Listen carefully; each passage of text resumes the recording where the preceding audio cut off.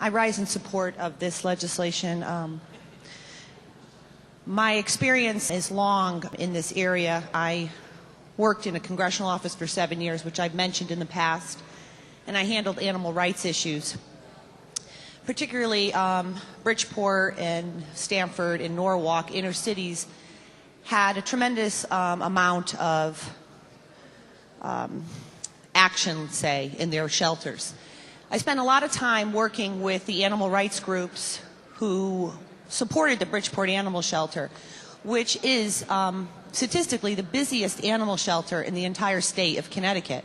They take in more unwanted animals than any other shelter.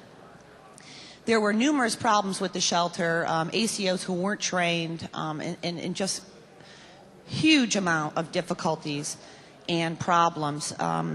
Unfortunately for the animals and for the people of Bridgeport, they were able to get a very fine ACO who took over.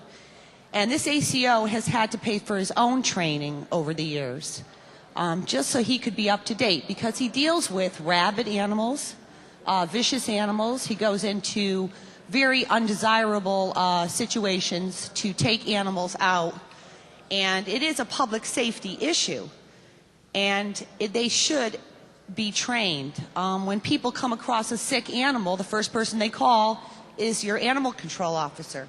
So an animal control officer should be well trained. And I just wanted to mention that I think that that the spay and neuter program funding going toward it is a very positive thing. And I've heard from other ACOs that there are animal control officers in the state who have absolutely no background in animal control. So it is, I think, extremely important, not just because of my concern for animals, but also for the public, because again, it is a public safety issue. So I rise in strong support of this bill, and I'm very, very glad to see it here. Thank you, Mr. Speaker.